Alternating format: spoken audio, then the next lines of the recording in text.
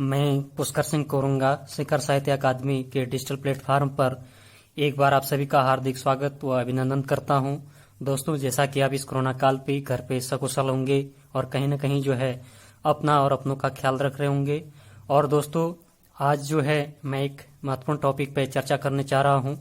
और महत्वपूर्ण टॉपिक की अगर मैं बात करूं तो आज 20 मई को ही जो है सुमित्रा नंदन पंथ का जो है जन्म जयंती है। तो दोस्तों, इसी पर जो है मैं आज चर्चा करने जा रहा हूं, क्योंकि सुमित्रा नंदन पंथ का जो जन्म हुआ था वो 20 मई 1900 को हुआ था। और ये जो है हिंदी साहित्य में छायावादी युग के 4 प्रमुख स्तंभों में से एक हैं। और अगर देखा जाए दोस्तों तो जयशंकर प्रसाद, महादेवी वर्मा, सूर्यकांत त्रिपाठी निराला और सुमित्रा नंदन पंथ जैसे कवियों का ये युग कहा जाता है। और इनका जन्म जो है कौसानी बागेश्वर में हुआ था, जो उत्तराखंड में है। और इन्होंने जो रचनाएं लिखी, झरना, बर्फ, पुष्प, लता, भ्रमर, गुंजन, उषा किरण, शीतल पवन, तारों की चुंदरी, ओढ़े गगन से उतरती संध्या, ये सब तो सहज रूप से काव्य के उपादान बने।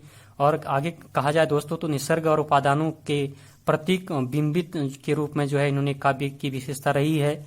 और इनका जो व्यक्तित्व का जो आकर्षण का केंद्र बिंदु था वो कहीं न कहीं जो है गौरवर्ण, सुंदर सौम्य मुखाकृति, लंबे घुंघराले बाल, सुसंगठित शरीर, सौष्ठव तथा एक अलग मुखारित होता था। वहीं देखें, जैसे मैंने जन्म बताया इनका कि 20 मई को हुआ था, जो कौसानी बागेश्वर उत्तराखंड में है। और इनकी मृत्यु जो है दोस्तों 28 दिसंबर 1977 को हुई थी। ये 77 वर्ष तक ये जिए। और इन्होंने जो है इलाहाबाद से में ही ये इनका ज्यादा रहना रहा। व्यवसाय के रूप में देखें तो ये एक कवि थे, एक लेखक थे, है ना। और जो है आगे अगर देखा जाए इनकी जो विचारधारा थी, इनका जो संपूर्ण साहित्य जो था सत्य शिवम सुंदरम के आदर्शों से प्रभावित होते हुए भी समय के साथ निरंतर बदलता रहता। जहां प्रारंभिक कविताओं में प्रकृति और सौंदर्य का रमणीय चित्र मिलते थे दोस्तों, उन्हीं के दूसरे चरणों की कविताओं में छायावाद की सूक्ष्म कल्पनाओं व कोमल भावनाओं और अंतिम चरणों की कविताओं में प्रगतिवाद और विचारशीलता के उनकी सबसे बाद की कविताओं में जो है अरविंद दर्शन और मानव कल्याण की भावना से ओतप्रोत है दोस्तों।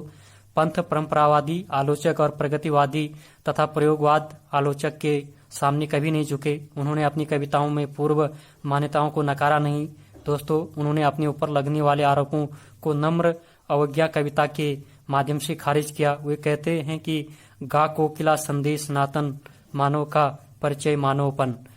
और वहीं अगर हम देखें इनकी पुरस्कार की अगर हम बात करें तो हिंदी साहित्य सेवा में इन्हें पद्म भूषण 1961 में और ज्ञानपीठ पुरस्कार जो है 1968 में मिला था चिदम्बरा में। और साहित्य अकादमी भी इनको मिला था तथा सोवियत लैंड नेहरू पुरस्कार से भी ये सम्मानित या अलंकृत किए गए थे। दोस्तों, सुमित्रा नंदन पंथ का नाम पर कौसानी पर जो है पुराने घर में उनके बचपन में रहा करते थे। सुमित्रा नंदन पंथ बीतिका के नाम से एक संग्रहालय के रूप में परिवर्तित कर दिया गया है। और उसमें उनके व्यक्तिगत प्रयोगों की वस्तुओं जैसे कपड़े, कविताओं, मूल पांडुलिपियों, छाया चित्रों, पत्रों और पुरस्कारों को प्रदर्शित किया गया है। तो ये कहीं न कहीं एक जो है इन पर महत्वपूर्ण जानकारी थी। और संग्रहालय की स्मृति की अगर हम बात करें तो प्रत्येक वर्ष पंथ व्याख्यान माला का आयोजन होता है।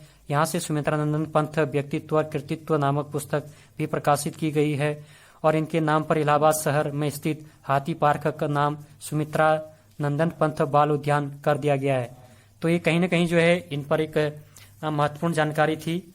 वहीं अगर देखें जो इनकी रचनाएं थी, जहां तक मुझे ज्ञात है तो सुमित्रा नंदन पंथ की जो रचनाएं थी, वीणा इन्होंने जो है 1918 में रचा था, लिखा था। ग्रंथ इनकी जो है 1920 में, उच्छ्वास जो है 1920 में, पल्लव जो है बहुत अच्छी रचना है 1928 में, गुंजन जो है 1932 में इन्होंने लिखा था। युगांत जो है 1936, युगवाणी जो है 1939, ग्राम्या जो है 1940, स्वर्ण किरण जो है 1947, स्वर्ण धूली जो है 1947, युगांतर जो है 1948, उत्तरा जो है 1949 और रजत शिखर जो है 1951, शिल्पी जो है 1952 और अतिमा जो है 1955, लोकायतन जो है 1964 और काला और बूढ़ा चांद ये जो है 1959 को जो है इन्होंने लिखा हुआ था। तो कहीं न कहीं जो है पंथ एक बहुत बड़े छायावादी कवि थे।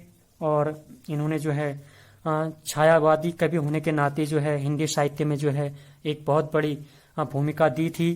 तो एक छोटा सा प्रयास था मेरा कि आज पंथ जयंती, इस पर जो है उनके व्यक्तित्व कृतित्व पर छोटा सा प्रकाश डाला। अगर ये वीडियो आपको पसंद आई तो इसको आप लाइक करें, शेयर करें, सब्सक्राइब करें। और साथ में कोरोना काल चला है तो ऐसे समय में अपना और अपनों का ख्याल रखते हुए अपनी स्टडी को कंटिन्यू करते हुए जो है अपना ख्याल भी रखें। बहुत बहुत धन्यवाद।